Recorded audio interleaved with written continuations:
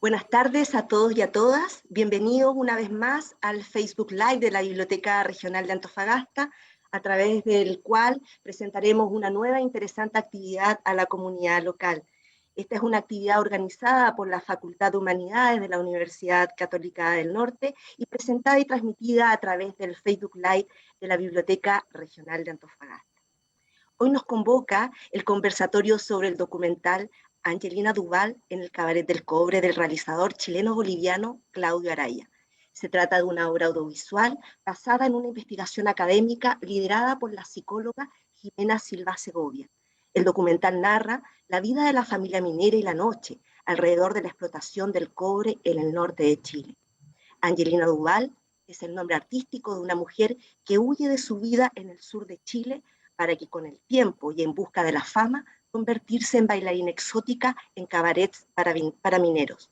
El realizador sintetiza en el documental, a través de un personaje paradigmático, la situación de las trabajadoras sexuales en torno a la triada minero, trabajadora sexual y mujer de minero. Se trata de un trabajo minucioso que analiza la emocionalidad puesta en juego en el arduo trabajo extractivista del norte de Chile. Para dar inicio a este conversatorio, les voy a presentar a cada uno de los invitados y a quienes participarán de esta interesante conversación. Nuestro primer invitado es director, productor y guionista, además es el realizador de este documental. Radica desde 1983 en Bolivia y se inicia en el teatro con el director y dramaturgo Diego Aramburu. Estudia comunicación social en la Universidad Católica Boliviana y se especializa en realización cinematográfica en la Facultad de Artes de la Universidad de Chile. Posteriormente realiza el magíster en guión cinematográfico en Valencia, España, becado por el programa Ibermedia.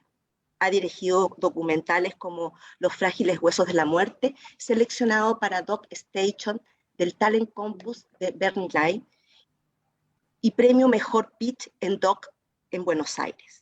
Obtiene la beca de Tribeca, la trilogía del desierto, y en el año 2018 estrena el largometraje Lo peor de los deseos, una producción entre Colombia, México y Bolivia. Actualmente desarrolla en coproducción con España el largometraje de ficción El Valle de los Corderos. Saludamos cordialmente a Claudio Araya. Claudio, bienvenido a nuestro Facebook Live. Muy buenas noches, buenos días o buenas tardes, depende del horario que nos corresponda a cada uno. Muy contento de estar acá y bueno, esperemos que sea interesante este conversatorio. Gracias, Claudio. Nuestra segunda invitada es quien realizó la investigación académica en donde se basó este documental. Ella es psicóloga social, especializada en género, sexualidad y derechos humanos por la Universidad de Chile.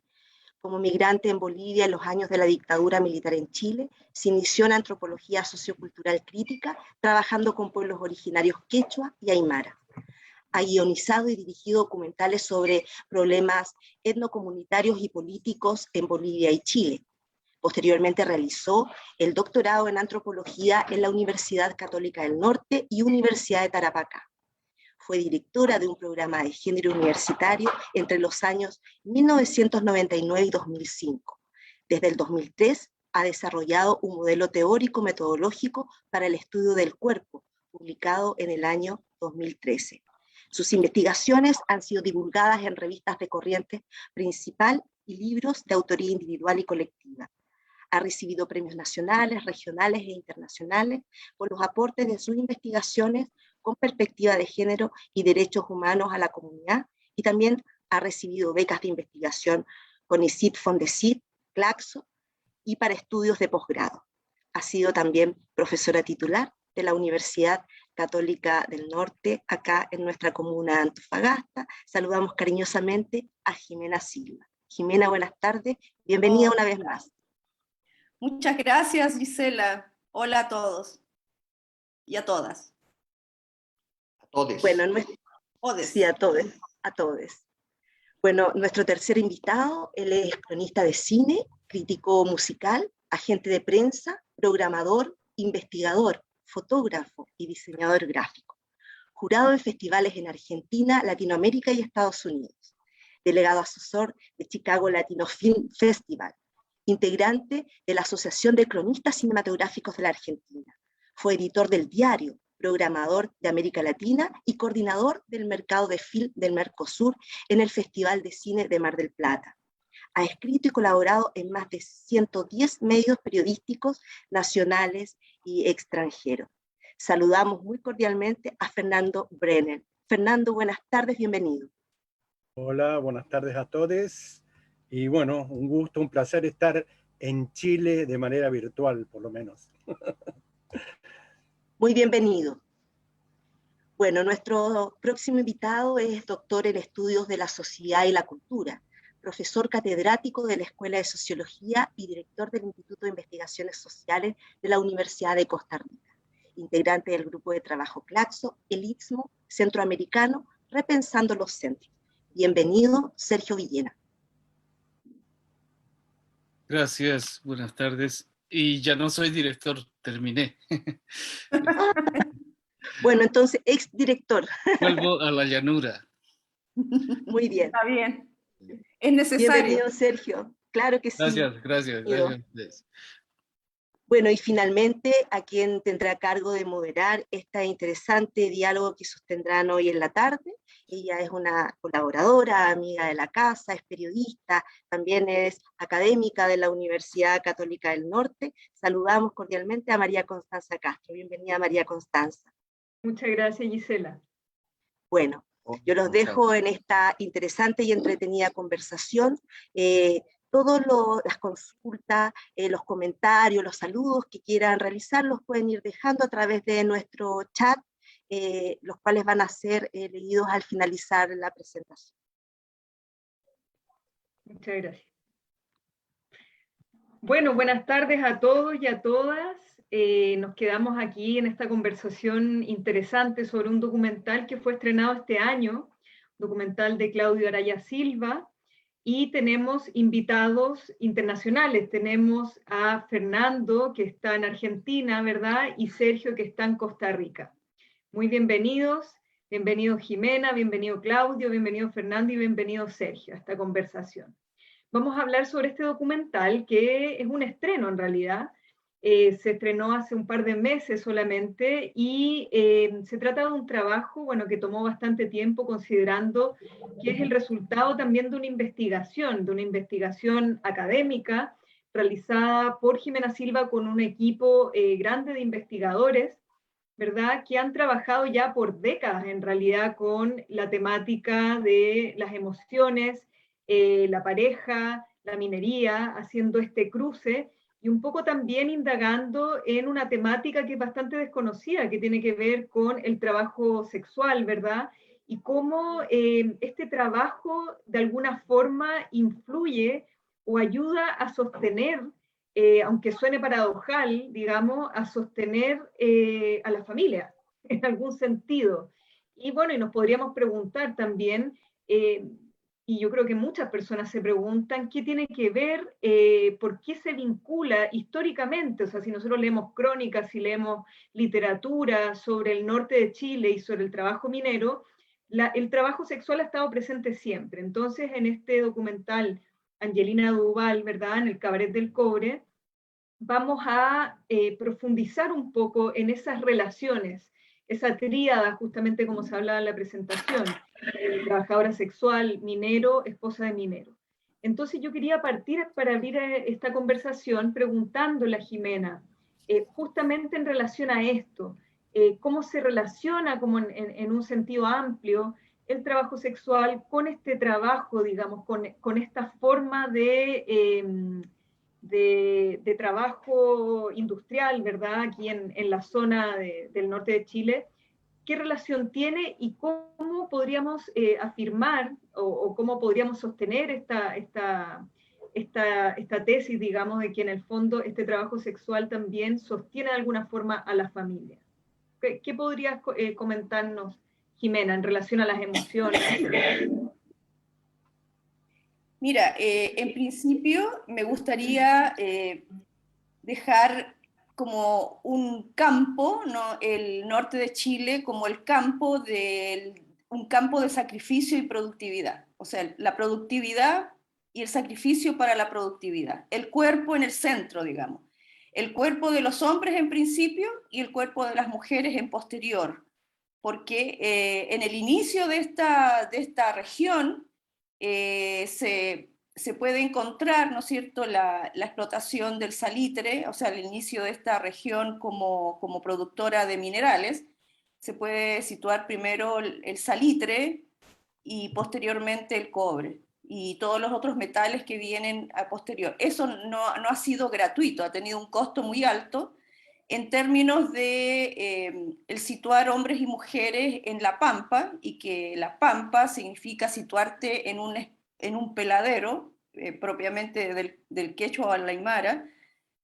Pampa es tierra llana o pelada, y lo que significa además estar aislados, ¿no? Y que la vida en estas regiones pampinas significa estar sobreviviendo con muy pocos recursos, lo que significa un sacrificio corporal, psicológico y social, donde se empieza a construir una cultura y se empieza a construir una identidad que es la identidad del pampino. Entonces, cuando uno se remonta a la historia de la construcción de estas ciudades o esta región minera, encontramos hombres perdidos de soledad, con emociones muy intensas de homosociabilidad, donde los hombres dependen los unos de los otros para la sobrevivencia, en una soledad de relación de pareja y en una soledad absoluta de protección, ¿no? Porque es el cuerpo enfrentado a la producción sin ninguna protección, como la que tú tienes ahí atrás en tu afiche, ¿no? Uh-huh. Eso es muy moderno, postmoderno, digamos. Pero en el inicio es el cuerpo contra la naturaleza despiadada del norte, de la pampa. El sol que derrite, digamos, y el frío que pela el cuerpo, y que, ¿no? O sea, son dos abrasiones hacia el cuerpo enfrentados a la producción sin ninguna protección de ningún estilo, ni pudiendo retroceder a la vida antigua, porque la vida antigua queda como cortada o cooptada por esta dependencia de la minera, ¿no? De la minería, y que todo eso es un tema político muy complejo. Entonces, cuando hablamos del sacrificio, cuando hablamos de la población minera, hablamos de esa herencia, esta pareja que se sitúa aquí. ¿Y cuáles son los primeros consuelos que los empresarios empiezan a traer? Esas mujeres del comercio sexual.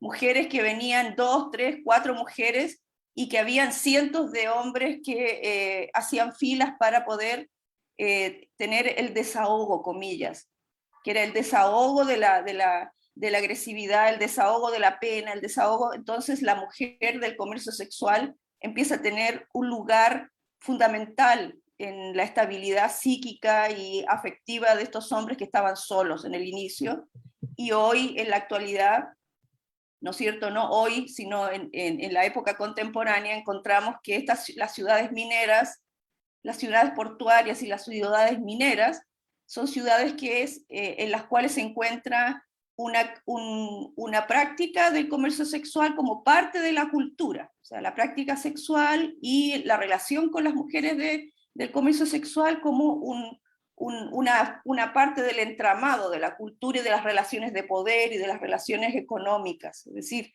la mercantilización de las relaciones.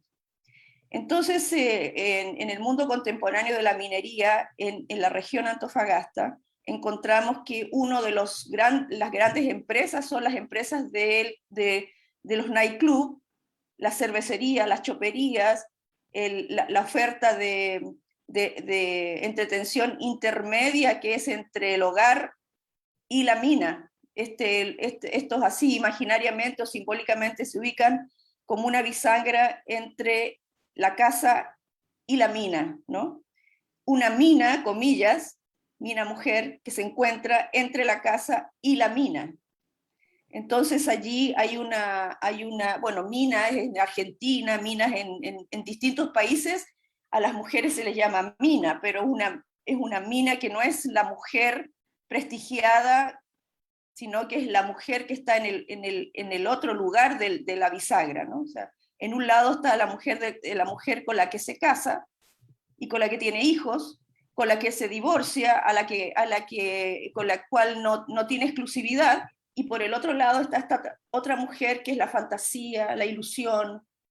Entonces, este tipo de prácticas han sido muy poco estudiadas, o prácticamente nada estudiadas en las regiones mineras. Hay algunos estudios interesantísimos en Australia, hay otros estudios muy interesantes igual en Canadá, sobre un tipo de vínculo, pero no necesariamente el de las emociones y el vínculo de la circulación de estas emociones en la tríada.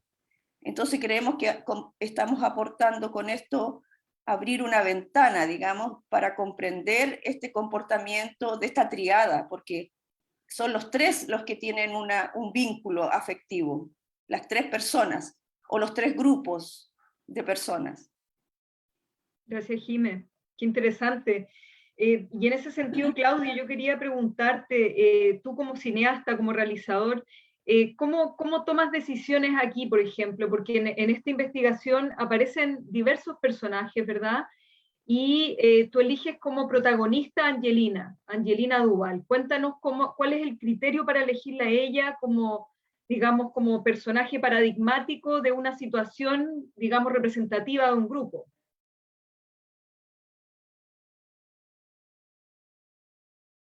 ¿Estás muteado, Claudio? Bueno, en principio se hizo un trabajo de abstracción un poco de la investigación, ¿no? Es decir, de tratar de bajar de los elementos teóricos de lo que se estaba investigando a algo que se pueda narrar, algo que tenga imagen y que no sea un documental de tipo Discovery Channel, ¿no? Es decir, con una voz en off que nos va a contar o narrar todo lo que el teórico ha descrito en su investigación. Entonces, partimos por hacer una especie de mapa conceptual en el que se identificaron personajes principales, digamos, dentro de esta triada de la que habla Jimena, y dentro de esa triada identificamos cuáles serían los que dentro de la investigación podrían narrar un poco también el viaje del sur al norte o del norte al sur, de cualquiera de los dos lados. En este caso era más interesante del sur al norte, y esto no solamente es porque, como ya lo dijo Gisela también, es un poco un personaje paradigmático porque es un personaje que ya ha estado presente en otras investigaciones y en otras entrevistas que ha hecho Jimena, a trabajadoras sexuales que están en el norte de Chile y que también emigraron del sur.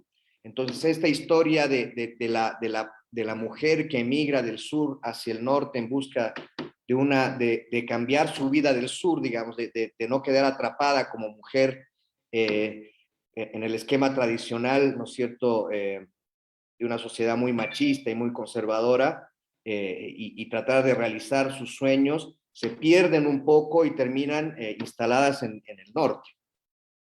Entonces, esa historia ya está repetida, es decir, ya conocemos mujeres que han vivido eso. Entonces, Angelina, que fue una de las mujeres con las que estuvimos conversando en el periodo de la preproducción y de la investigación, digamos, era el perfil del personaje que nos parecía adecuado para narrar esa parte de la historia, ¿no es cierto? Y un poco hilar este viaje del sur hacia el norte, que es el mismo viaje que también hacen los hombres del sur hacia el norte, ¿no? Pero nos interesaba más volcar esto hacia una mirada más femenina, digamos, y que no fuese el protagonista nuevamente el minero, sino que fuese una mujer, ya sea una ama de casa, o ya sea una trabajadora sexual, o ya sea una mujer que también estaba buscando resolver un poco su vida y sus sueños a través de esto que parece una promesa de la modernidad, ¿no es cierto? Esta promesa de días mejores a través de del dinero, del cobre, de la explotación, o sea, toda esta promesa un poco capitalista, ¿no es cierto?, que se promete la sociedad. Bueno, estas mujeres también se ven envueltas en eso, y no solamente son los hombres. Entonces, un poco por ahí es que se delimitó, se escogió a este personaje, y fue un poco complejo el trabajo de construcción del guión, porque digamos, la investigación, mientras estaba elaborando el guión, estaba también en proceso de construcción, y no era fácil, primero, digamos, vincular estos personajes con la trama que se estaba un poco confeccionando, y que los personajes también aceptaran, ¿no? Participar del documental. O sea, el trabajo de preproducción de la búsqueda de personajes principalmente, creo que fue más arduo incluso que el rodaje del documental, ¿no? Fue una parte compleja, porque a pesar de que teníamos contactos con muchas personas que participaron de la investigación no implica que tú des, que te pongas el rostro, que pongas la voz, ¿no? Que estés frente a una cámara y expongas un poco tu vida al público. En el fondo eso era más complejo, ¿no? Sobre todo, digamos, en una temática que puede ser muy sensible, no solamente para su entorno inmediato, sino para la sociedad en general, ¿no? Entonces, complejo ya sea para el minero, complejo ya sea para la trabajadora sexual, complejo ya sea para la ama de casa. O sea, todos un poco tienen que exponer un poco su vida, ¿no? Sus falencias también, ¿no es cierto? Sí, gracias, Claudio. Jimé, ¿quieres agregar algo? Sí, quería, justo lo que estaba diciendo Claudio, quería agregar que en la investigación, bueno, nosotros llevamos ya 10 años en estos temas, ¿no? Tema minería y pareja, paternidad, etcétera. Pero hemos tenido estos 10 años una dificultad enorme, a pesar de que hemos entrevistado ya como a más de 500 o 600 personas, hemos tenido siempre una dificultad muy grande para lograr que los hombres mineros tengan la soltura de poder contar sus experiencias, porque las mineras tienen una restricción muy grande para los mineros. O sea, parte del contrato es mantener, digamos, la Confidencialidad. la confidencialidad del trabajo y todo. Aunque nosotros siempre les decimos que no nos interesa hablar del trabajo propiamente tal minero, porque nuestra investigación no tiene que ver con el trabajo minero técnico ni productivo, sino que nos interesa el ser humano minero y su mundo interno, intrapsíquico, ¿no? O sea, el mundo de las emociones. Entonces ha sido siempre muy difícil pasar por ese. Y otro alcance es que la protagonista de la historia no es una trabajadora sexual propiamente, sino que es una trabajadora de la noche, que se llama, porque ella solo es una bailarina exótica. Ella no comercia sexualmente, sino que hace un trabajo de baile exótico, ¿no? Pole dance. Sí, quería contar algo. Bueno, y en ese orden de cosas que decía Jimena, también esto de la restricción un poco. O sea, hay que entender que la minería en Chile es un gran consorcio, es una gran empresa, es una mega, digamos, es un megapoder, ¿no? Y ese megapoder también tiene muchas restricciones incluso porque está bien que de repente no estamos hablando específicamente del trabajo que técnicamente hará el minero, ¿no es cierto? Pero sí estamos poniendo en tela de juicio, o al menos estamos proponiendo una visión crítica de lo que significa el trabajo en la minería, y lo que significa, lo que sería el impacto de esto en la familia, y por tanto en la sociedad también. Entonces, de pronto es un tema que podría ser delicado, y yo siento, me lo van a confirmar ustedes también, de que hay un cierto silencio sobre ciertos temas de la minería en Chile. no se hablan de estos temas muy frecuentemente. Sí se habla del alza del cobre, se habla del impacto en la economía, se habla de los despidos, se habla no sé, de la cantidad de maquinaria, de los balances, etcétera, cuestiones más económicas o de dato más duro, pero creo que no se habla mucho o casi nunca del mundo de las emociones, del mundo de las relaciones sociales, del mundo de lo que para mí sería como una especie de sociología ambiental, digamos, ¿no? O sea, una sociología que está vinculada al medio ambiente físico como social. Pienso que eso, no sé si les interesa comentar esto de lo que ocurre en Chile, ¿no? Sí, sí, yo en ese sentido quería preguntar las impresiones de nuestros invitados, de Fernando y de Sergio. Quería partir por Fernando. ¿Cómo recibes tú este trabajo? ¿Cómo recibes la profundización en esta problemática, en esta temática desconocida? Como bien dice Claudio, en el fondo es como algo, es como el lado B de la minería que se desconoce un poco. ¿Cómo lo recibes? ¿Qué impresión te deja, Fernando? Estás muteado. Tienes que abrir tu micrófono. Sí, ok, me había olvidado. Ahí está. ¿Se me escucha? Sí, ahora sí. Sí, obviamente impacta, pero por otro lado no hay cosas que no me sorprenden. El hecho de esa especie de interrelación tripartita, por decirlo así, la mujer que queda en su casa, el minero que va de viaje al trabajo y su encuentro, ya que tiene que pasar no solo semanas, a veces hasta meses fuera de su hogar, y empieza otro tipo de relación, no como con un amante, que eso se especifica en el documental.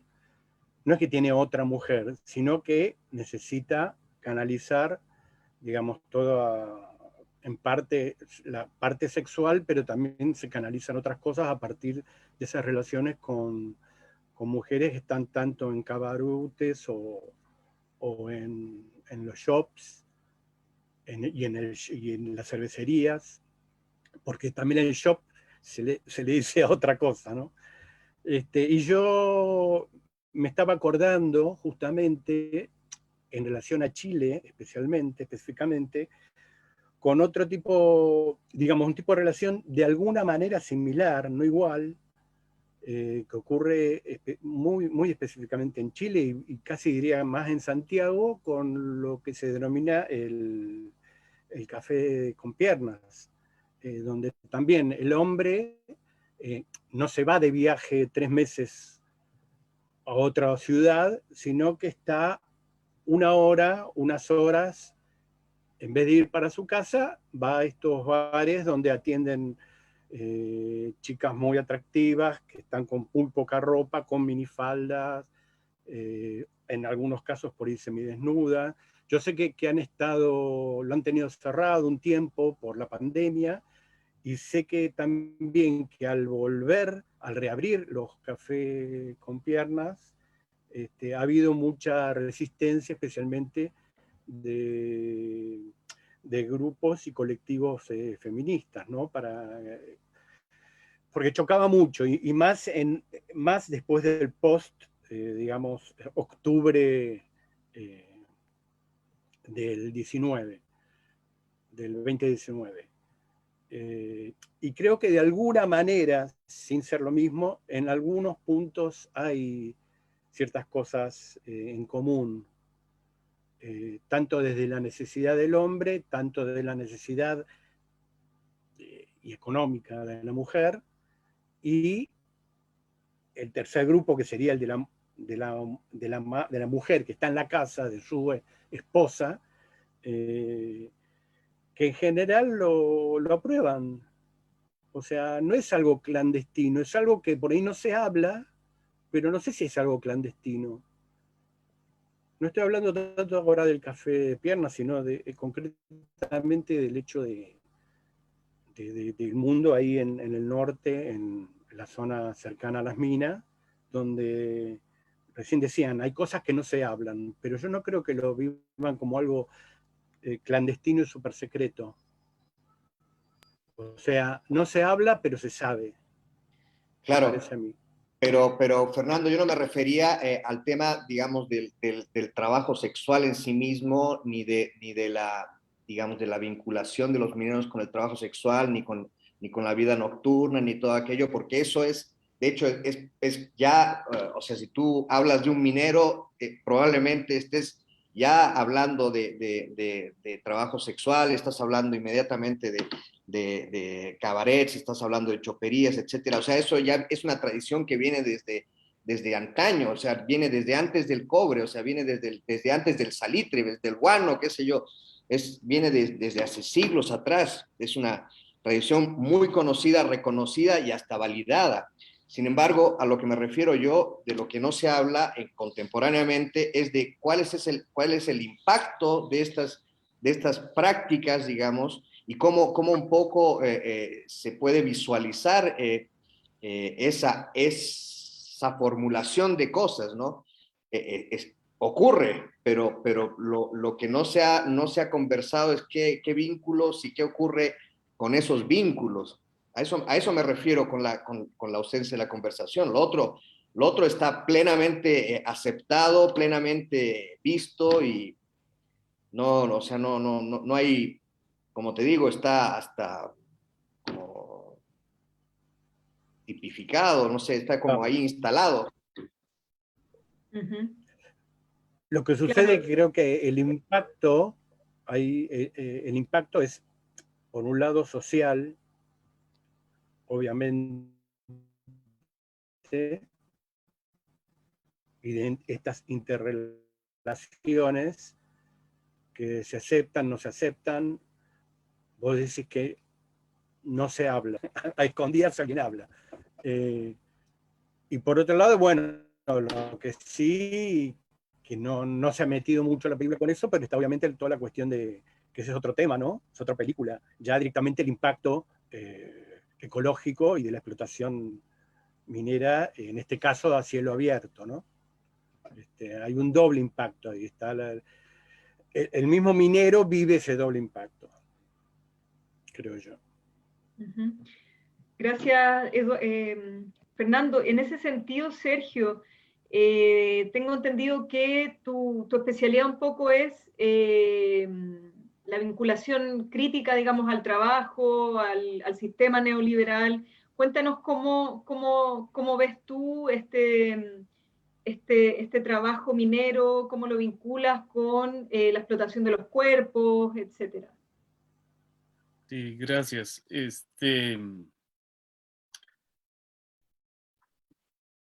Yo tal vez estaba pensando, digamos, más bien referirme al documental en sí. Es que tengo la impresión de que estamos en un plano macro referencial, ¿no es cierto? Estamos tratando de entender una problemática a partir de, digamos, de lo que el documental nos narra.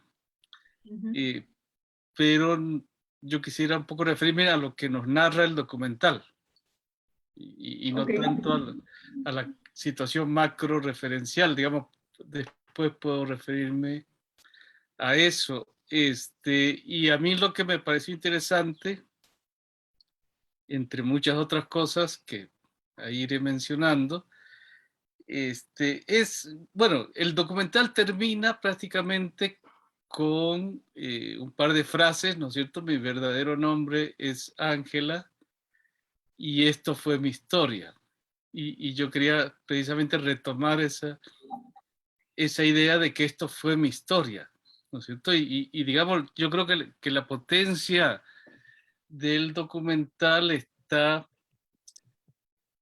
Yo encuentro dos planos, un plano más antropológico y un plano más sociológico. Este plano sociológico es del cual ahora creo que estamos más o menos hablando. Pero en un plano más cercano, digamos, a mí me parece que la manera en que está construida la historia de vida es sumamente interesante tanto en lo testimonial narrativo como en la propia narrativa visual. Y es una historia de vida, ¿verdad? De Angelina, y lo que a mí me gusta de la manera en que ella misma narra su historia, sin voz en off, como decía Claudio, es ella la que habla, y la manera en que se hace el trabajo fílmico, nos reconstruyen la vida, la historia de vida de una persona, pero de una persona de carne y hueso, no de un tipo social, ¿no es cierto? Es una persona que es ella, que tiene su propia subjetividad, que tiene su propio nombre, que tiene su propia gestualidad, que tiene una historia que contar, y que a lo largo de la película va haciendo esa reconstrucción de su historia en un plano muy personal, y eso me parece sumamente valioso.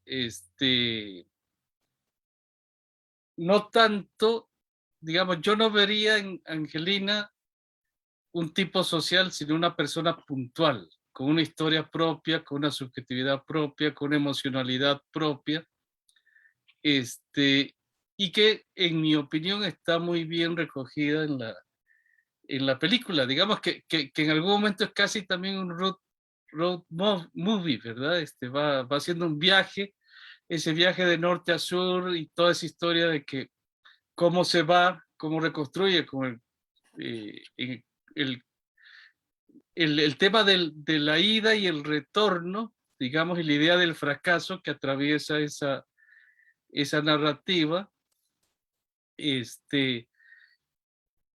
que un poco también retomando lo que decía Claudio, incumple esa promesa, digamos, de prosperidad que está un poco escondida en la decisión de marcharse, ¿no es cierto? En el momento que ella decide irse es porque no quiere vivir una vida de carencia como la que enfrenta la madre, pero después de no sé cuántos años, que no queda muy claro cuántos años son, pero después de muchos años, finalmente ella dice: no tengo ni mierda y no sé, no quiero volver porque no tengo nada, volver así no tiene sentido, y finalmente ya me gustó y me quedé en Antofagasta. Entonces hay un plano muy a flor de piel, y eso es lo que a mí me parece sumamente interesante, tanto en el relato como en la fílmica, digamos, ¿no es cierto? Los planos, las secuencias, mucho primer plano, mucho acercamiento a la gestualidad, la manera en que se filmó,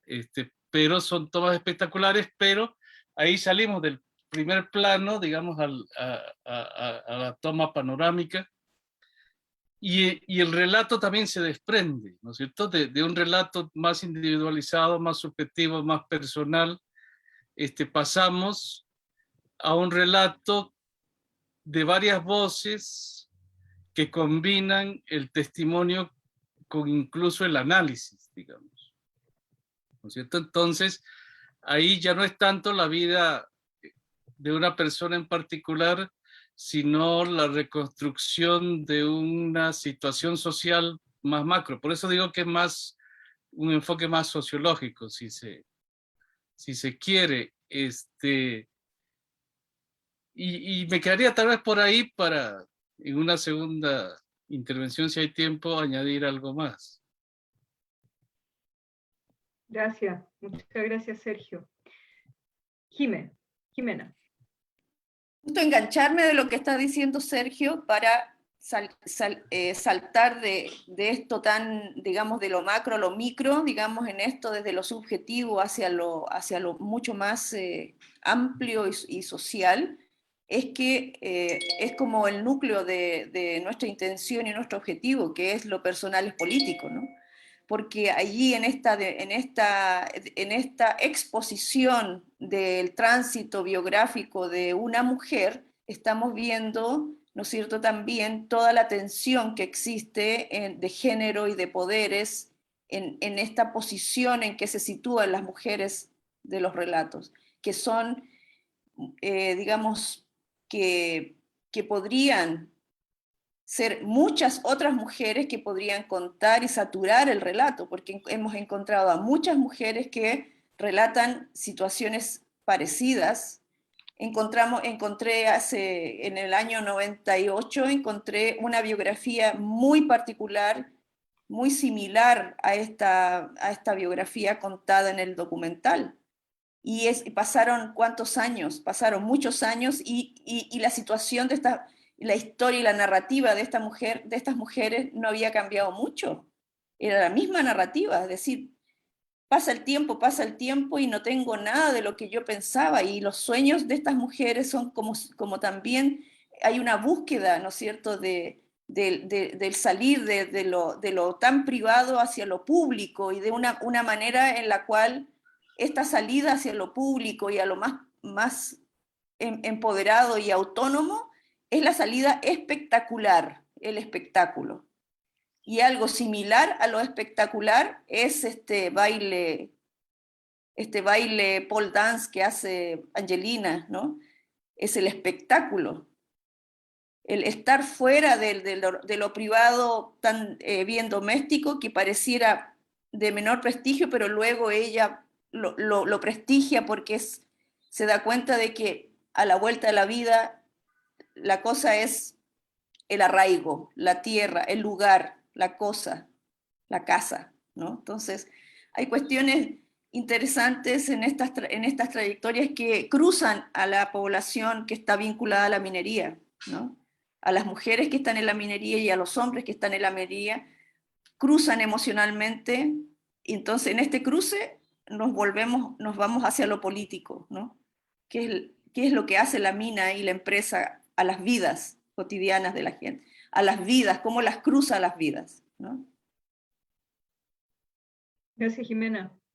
Sí, en ese sentido, lo que tú dices, cómo cruza la minería las vidas de las personas, yo también quería preguntar, en relación a estos códigos masculinos, digamos, que se comparten, ¿cómo afirma esta masculinidad la persona, el hombre que trabaja en minería? Algo de eso aparece en la investigación. No sé si, Jimena, nos podrías explicar un poco de eso, en estos códigos masculinos que a veces lo conocen solamente los que manejan los códigos, digamos. Claro. Bueno, allí hay un elemento súper interesante, ¿no es cierto?, que es la autodenominación. Por eso elegimos a algunos de estos hombres, elegimos y les solicitamos si podían ellos,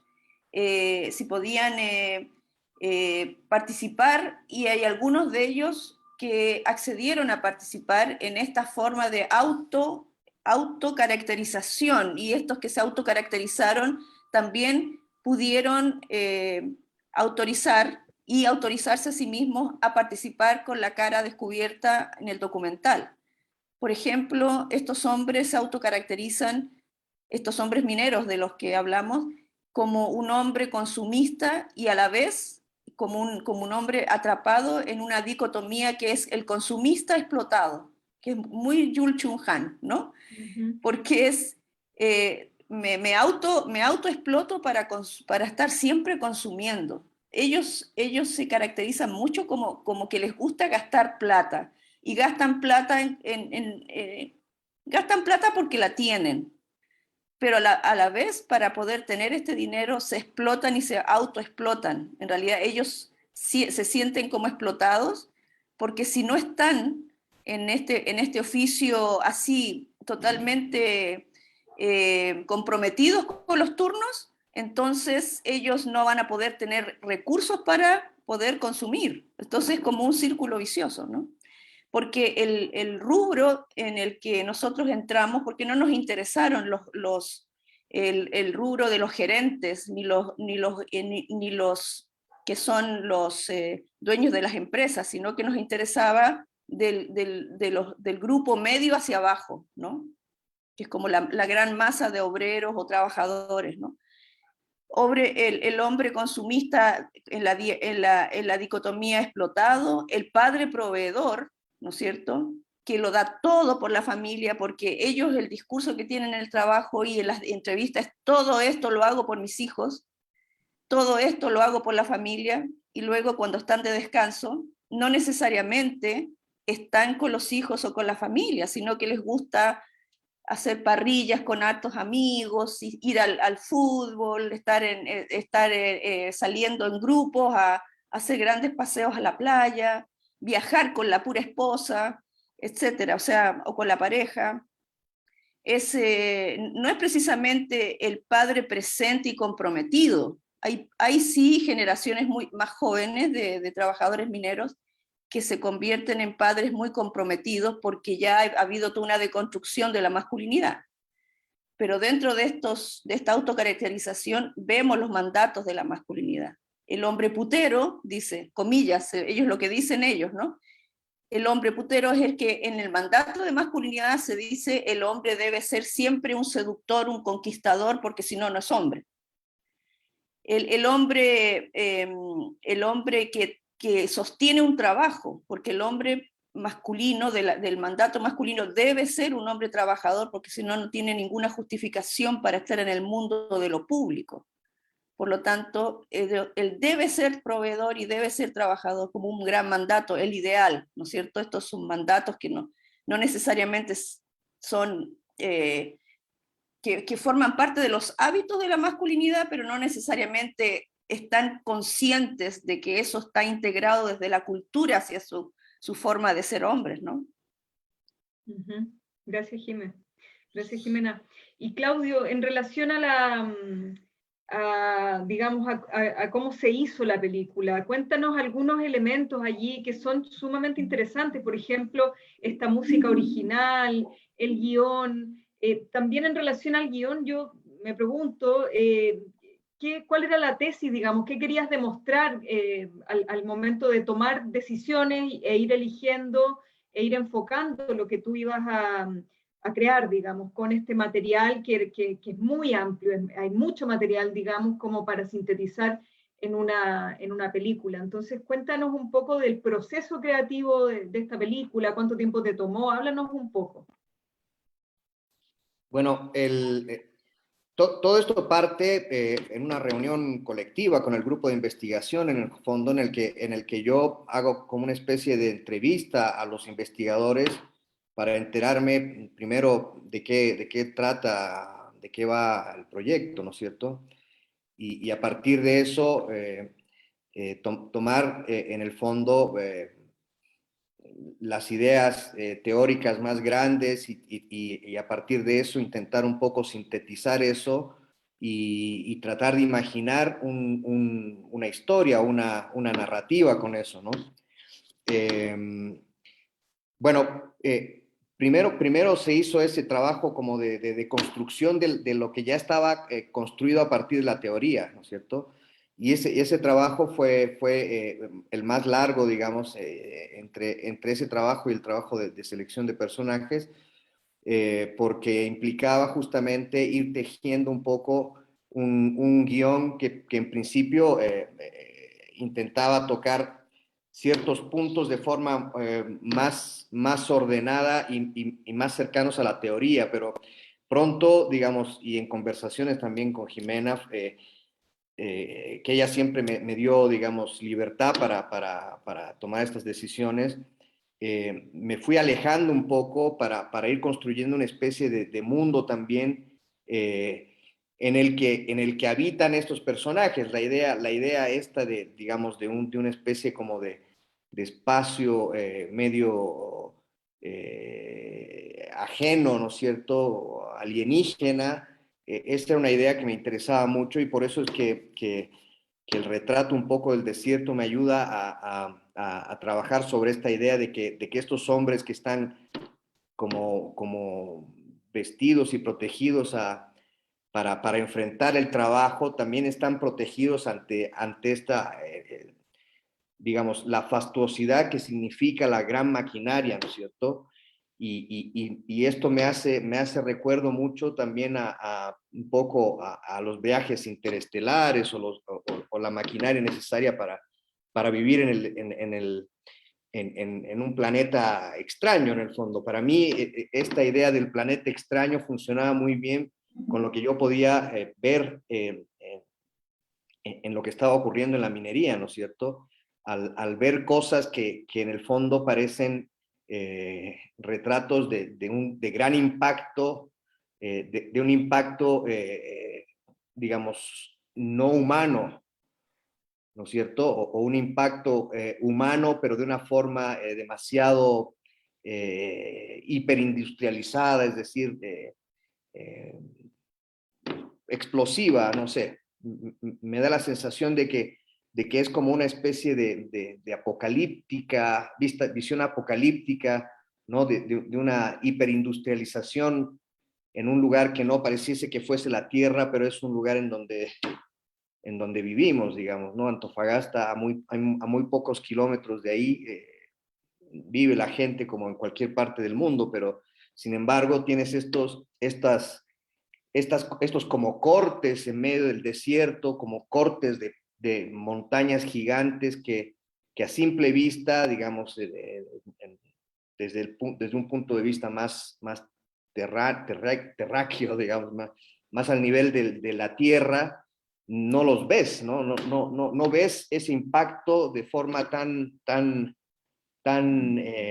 fuerte, tan gigante. A mí me impactó mucho verlo de forma aérea y eso me hizo hacer mucho más trabajo de vuelos, qué sé yo, para investigar otros puntos de vista que no son los puntos de vista que el visitante, una persona que pasa en un vehículo puede ver.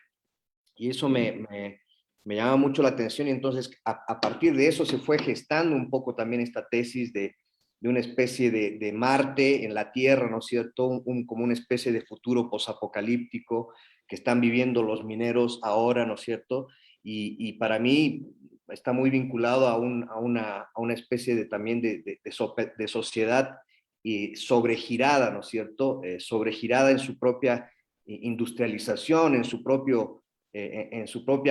autoexplotación. Ese fue un poco la génesis de la idea que se quería trabajar, ¿no? Y a partir de eso, evidentemente, era importante bajar un poco también a la tierra, o sea, volver al color, digamos, a lo que viven todavía los hombres en la tierra, digamos, que es este sistema de relaciones sexuales, familiares, con el trabajo, etcétera, ¿no? Entonces son como dos mundos que se están enfrentando uno con otro, ¿no? O sea, este mundo marciano que se enfrenta con el mundo de la realidad familiar, de la realidad de la chopería, ¿no es cierto?, de las necesidades humanas, ¿no es cierto? Estas necesidades que son hiperindustriales, estas necesidades que son como ajenas a nuestra realidad terráquea, están atravesadas por estos otros individuos o están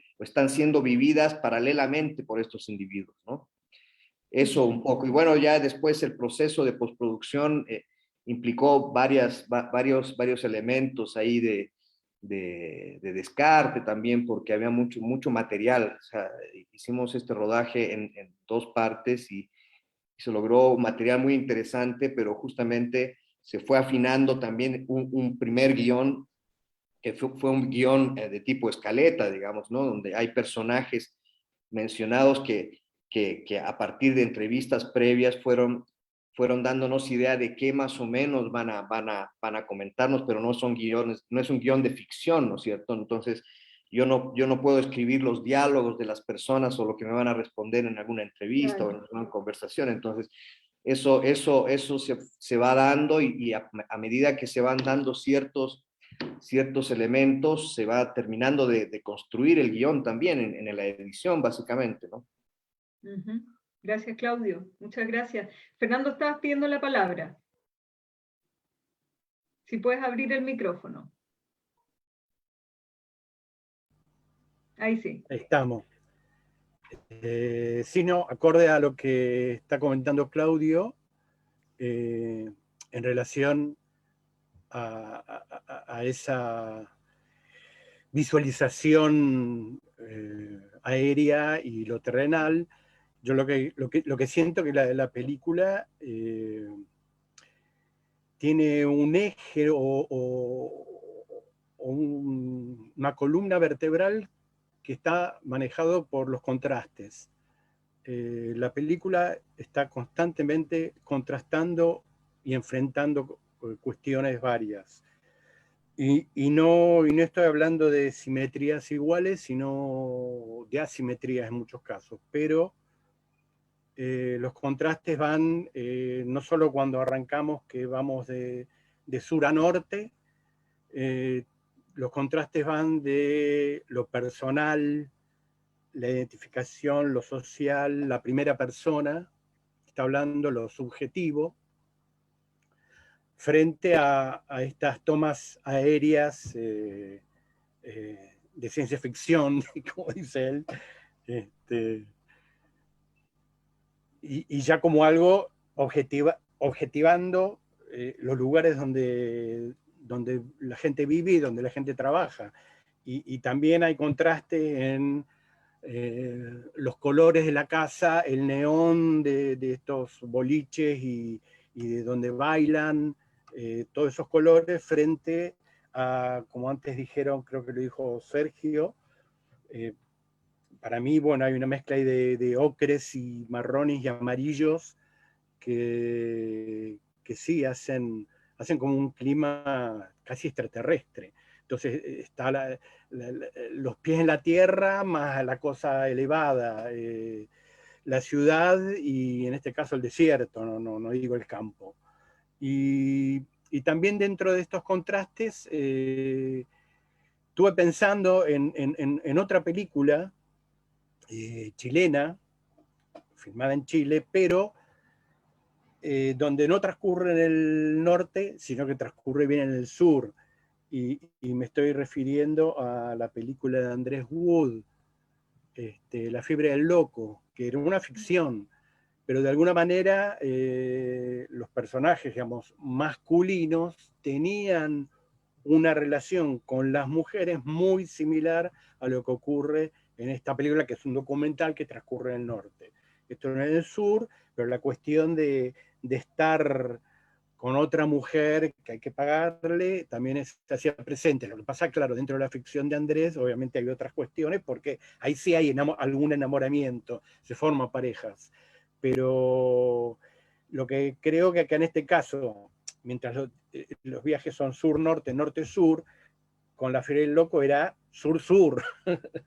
Pero dentro de ese contraste y dentro de que era una ficción, yo creo que hay muchos puntos de contacto en relación a fundamentalmente a las necesidades y los sentimientos de las personas, de los hombres y las mujeres, ¿no?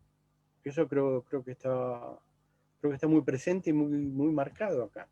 Y otra cosita también con relación a los contrastes, mientras yo creo que sí hay voces en off, o sea, no tenemos el off omnipresente, el off de alguien ajeno a la historia, sino que hay offs de los protagonistas de la película, especialmente de Angelina, pero como una resolución, podemos decir, más técnica, ¿no?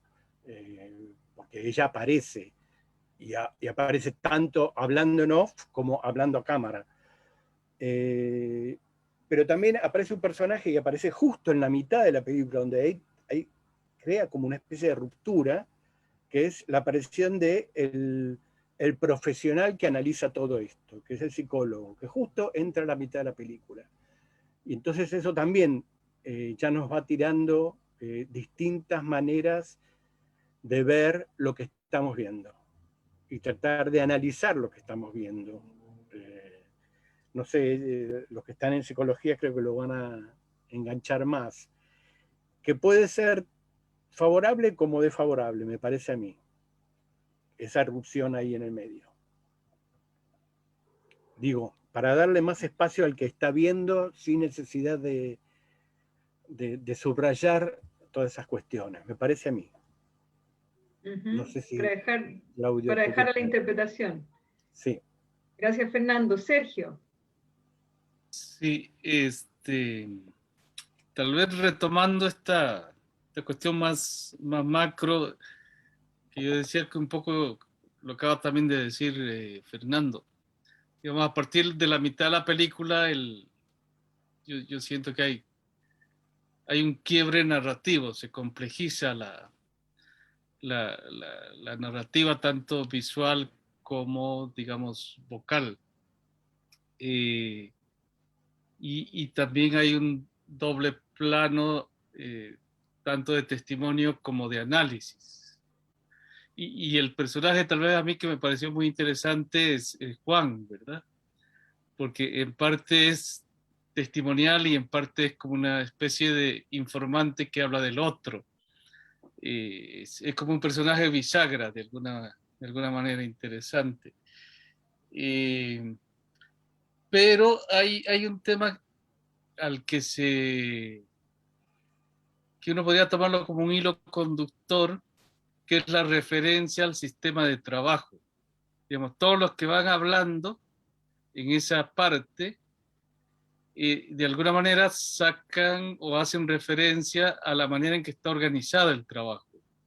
Y eso me parece, digamos, también muy interesante, el acercamiento que hace la cámara, tanto, primero en plano aéreo y después, digamos, en interior de la fundición, con toda esta escena de ciencia ficción, nos acerca a ese mundo del trabajo y finalmente cómo se anuda estos distintos elementos de la historia.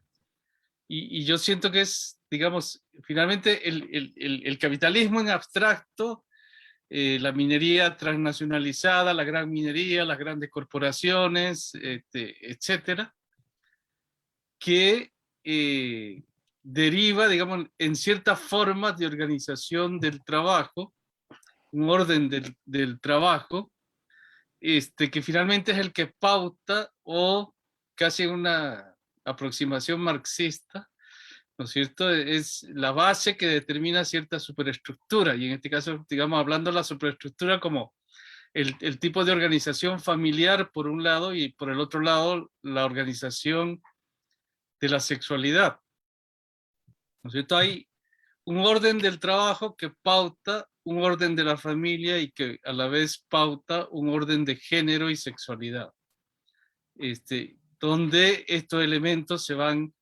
articulando. O sea, el tema es que los hombres van a trabajar a la mina, digamos, aquí hay una primacía de lo masculino en el mundo laboral claramente establecida.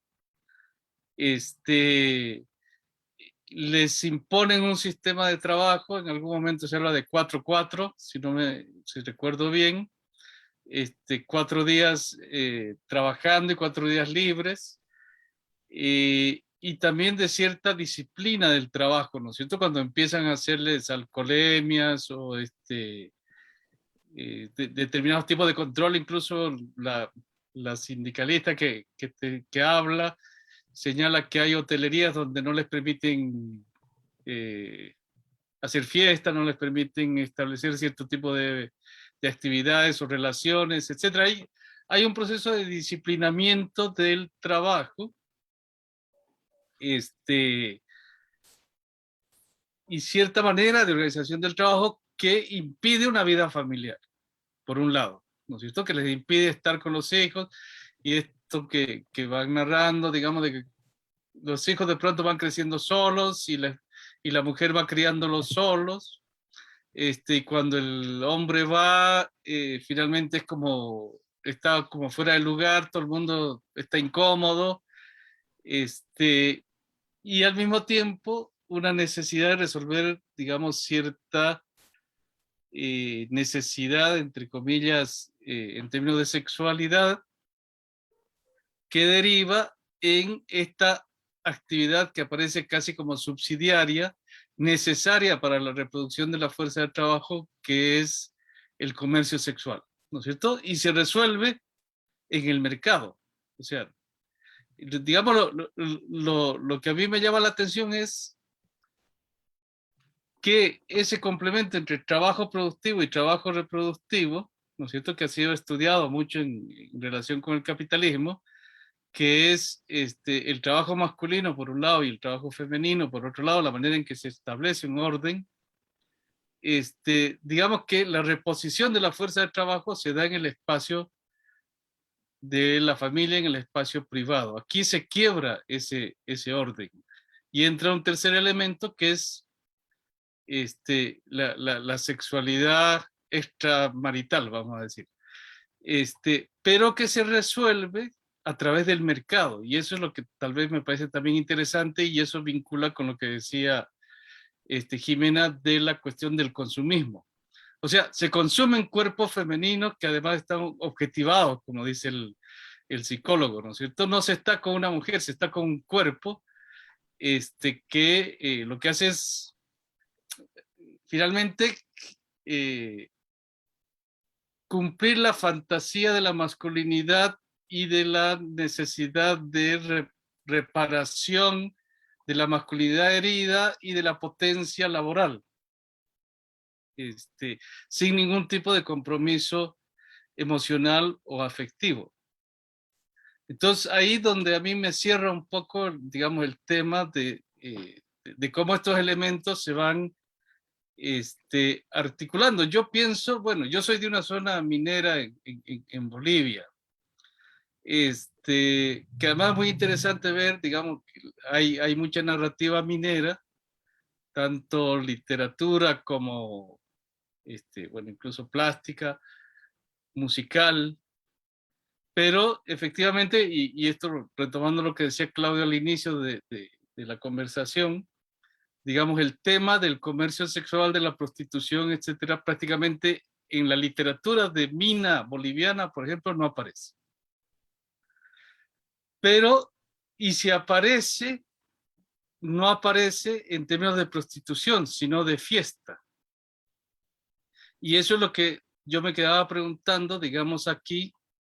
El carnaval en Bolivia tiene características míticas, digamos, ¿no es cierto? Finalmente todo el mundo está, el momento de la descarga es el carnaval.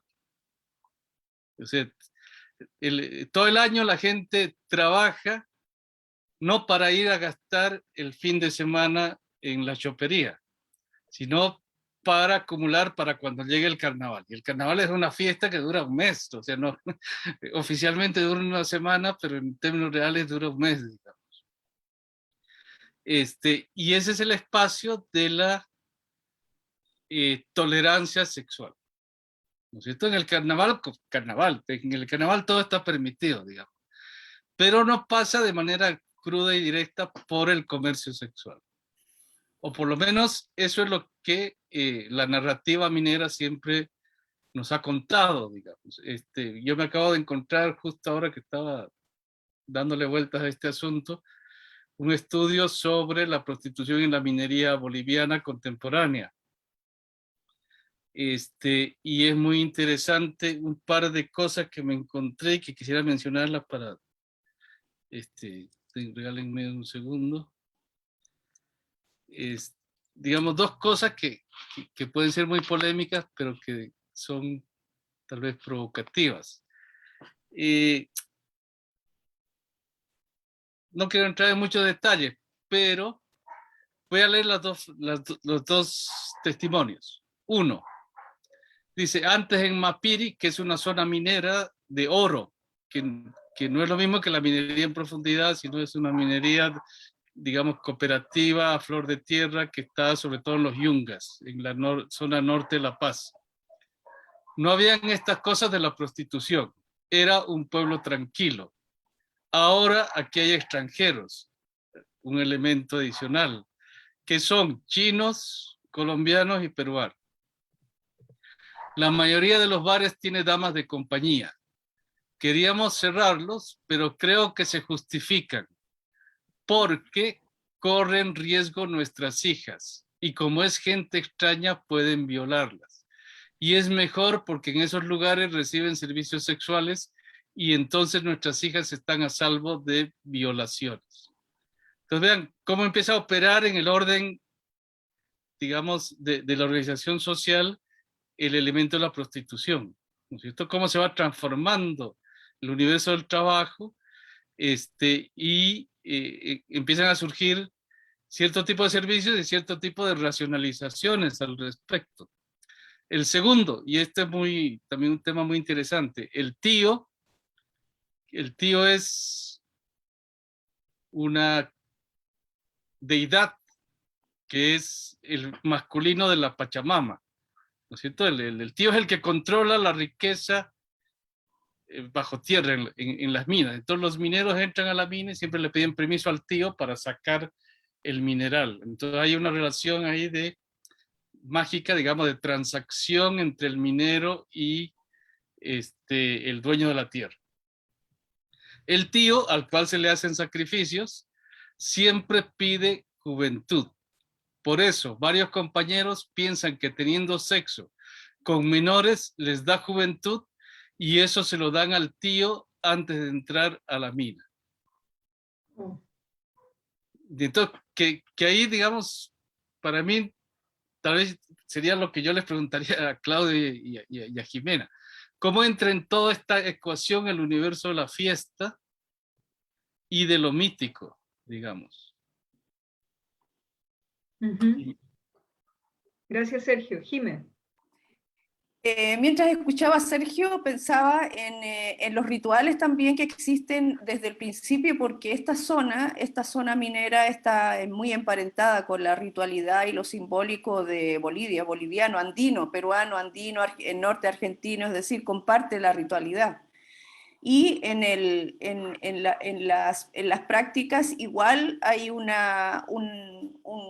tejido, digamos, simbólico que está reconociendo aquellos elementos de la mina. Es una deidad femenina que recibe a los hombres en el seno en el fondo de su en su fondo, digamos, y no permite por eso el ingreso de mujeres, porque entonces se pone celosa y al ponerse celosa puede provocar derrumbes, muertes o catástrofes. Entonces, estas prácticas culturales que provienen ya muy antiguas, ¿no es cierto?, de las primeras explotaciones mineras, continúan como prácticas culturales en la mina, y por eso ha habido muchísima resistencia al ingreso de mujeres trabajadoras mineras, y todavía estas prácticas, digamos, que tensionan la presencia, se tensionan con la presencia de mujeres.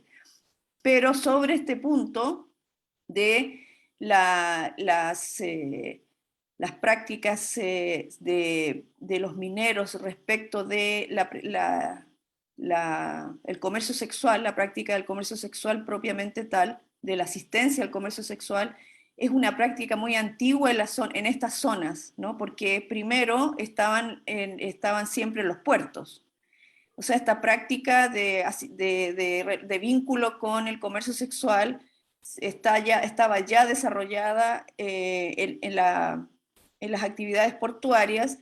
Luego igual como decía Fernando recién, en la fiebre del loco se puede reflejar como en esta práctica de pescadores, ¿no es cierto? Los pescadores, la prostitución es una práctica antiquísima en la época en que se acercan una cantidad enorme de pescadores se llama la fiebre del loco porque justamente ahí en esa época, que antes no había Vedas, era la forma de extracción de los locos, del loco para comer, digamos, ¿no? Que es un molusco. Entonces, así como hay épocas de vendimia, hay época de la sacada del loco en esa época, y se venían los pescadores en masas, ¿no es cierto? Y entonces la prostitución o el comercio sexual aumentaba con la llegada de estos grandes cantidades de pescadores, y esta práctica era permanente, y ahí, claro, hay toda una ficción de relación, etc. Estas mismas formas de relacionamiento se producen con los mineros, porque no necesariamente son solamente relaciones emocionales, utilitarias, cruzadas por la mercantilización de los cuerpos, sino que también existen personas que hacen parejas con mujeres que están en el comercio sexual porque encuentran en ellas una acogida a sus vacíos existenciales, a sus vacíos emocionales, elementos relacionales o vinculares de apego romántico en algún punto que no encuentran en el vínculo con su pareja en el hogar. Se quejan mucho de eso los mineros, se quejan mucho de la soledad en que están, que es la primera emoción que más salta, ¿no es cierto?, la soledad en que se encuentran tanto en la mina como en la casa. Entonces, este pilar que es la mujer del comercio sexual viene a reponer la emocionalidad y a su vez hay un contraste, ¿no es cierto?, entre la figura simbólica de la mujer del comercio sexual y la mujer pareja del minero, que es la madre exhaustiva. Emocionalmente se refugia, su soledad está refugiada en la exhaustividad de la maternidad y el hijo en primer lugar y el ser madre, mujer, cuerpo, mujer, madre, en primer lugar frente a el mujer pareja. Esa es una queja que se produce como resultado de la investigación.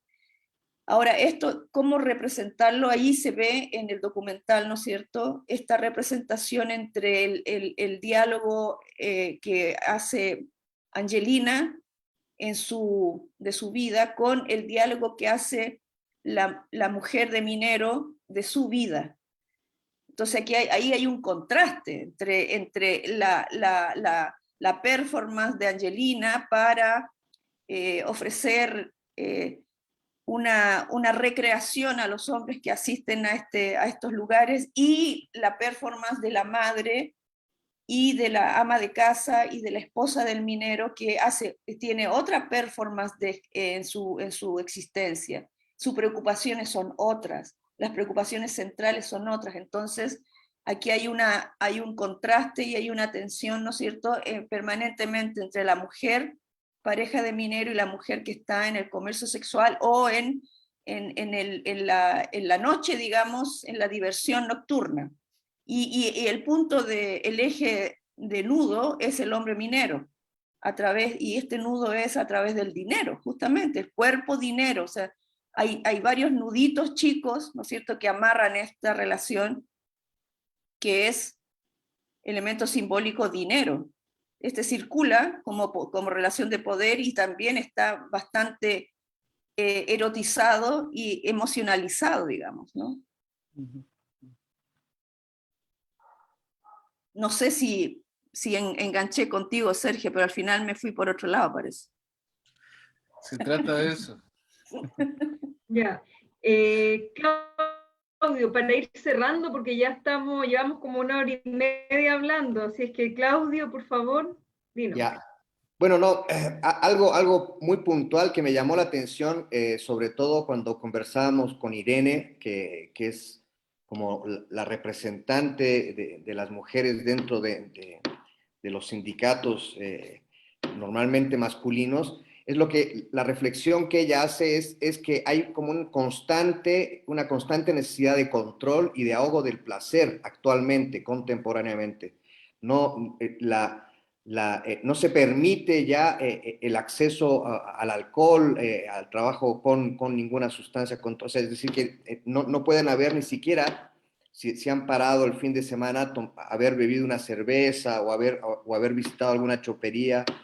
Entonces, eso ha hecho que parecía que las choperías, eso lo dice Angelina, han bajado en su afluencia de mineros, pero sin embargo se han abierto una serie de clandestinos. Es decir, que el sistema intenta apretar, como deserotizar también y quitarles los elementos lúdicos al minero, y en el fondo eso tampoco ayuda en su salud mental, digamos, ¿no? Porque como hemos visto en el documental, esto también es una necesidad creada por la misma presión del trabajo, la necesidad de ir a realizar una especie de descarga, es una necesidad que le permite un equilibrio.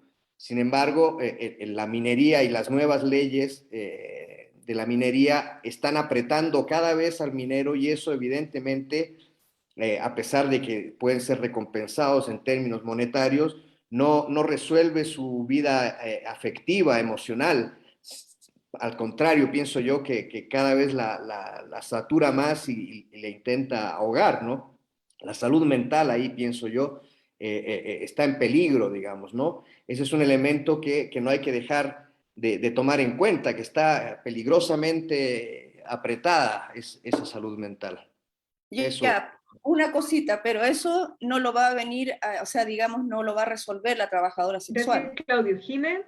Espérame, perdón, María Constanza, me provocó un poco, Claudio, en el sentido de que hay que tener ojo ahí que desde la perspectiva feminista, digamos, por un lado, ahí había una cosa que quería, ¿cómo se llama?, apuntar con algo que dijo Sergio y después con algo que dijo Claudio.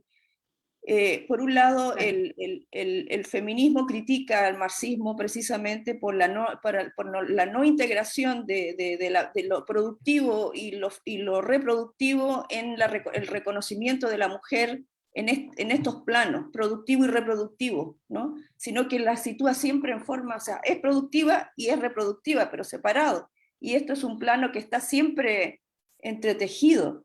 Y por otra parte, la reproducción del trabajo masculino no tendría por qué estar en manos de las mujeres del comercio sexual, o sea, la satisfacción o descarga.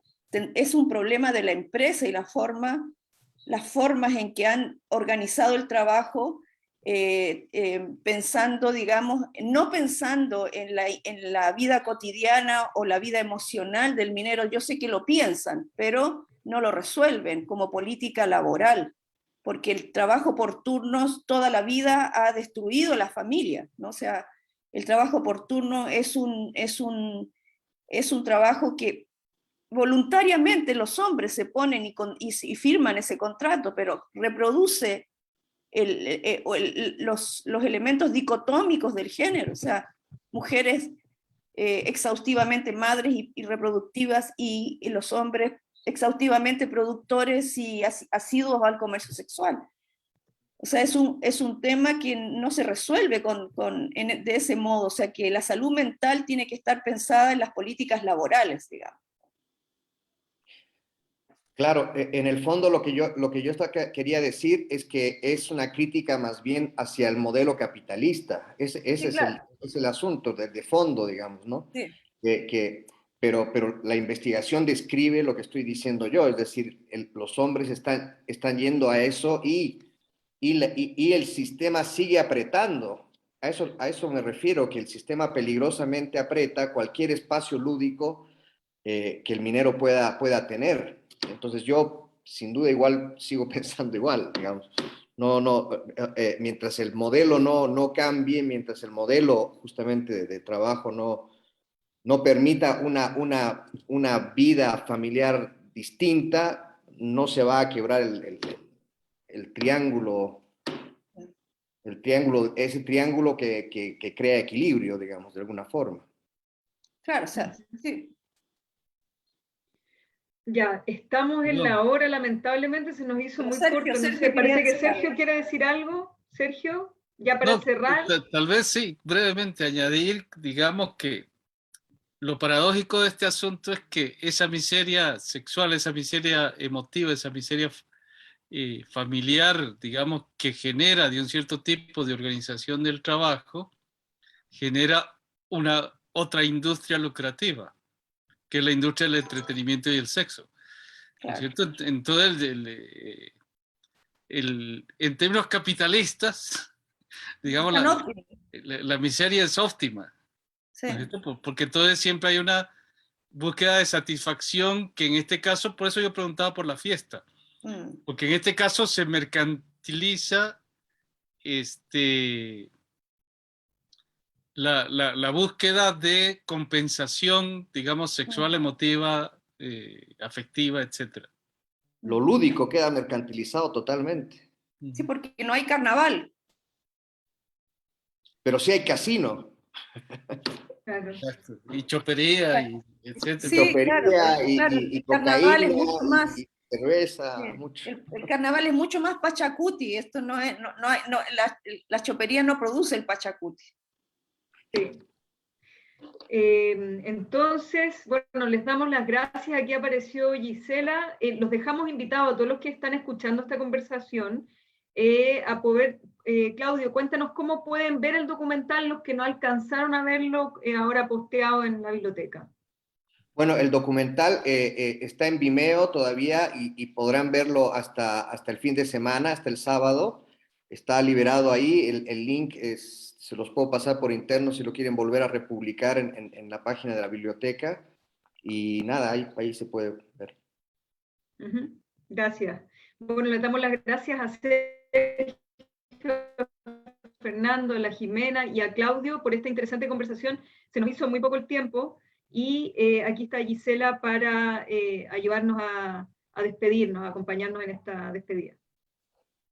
Y bueno, agradecerles por este interesante diálogo que sin lugar a dudas nos hace reflexionar. Hemos llevado esta temática a través de las expresiones artísticas, en este caso del cine, y por supuesto de las investigaciones académicas para poder hacer reflexionar, llevar y sentarnos también en el living de la casa de nuestra comunidad, para poder hablar de estos temas que son parte también de nuestro patrimonio, de nuestra identidad, de nuestra conformación en un territorio determinado, tan distinto y también tan distante, y así como decía Andrés Sabela, entre el desierto y el mar, ¿ya? Estamos ubicados, pero también estamos ubicados detrás de todo un aparataje empresarial minero que produce y que por supuesto que también sostiene este territorio. Así que agradecerles por ese espacio de reflexión,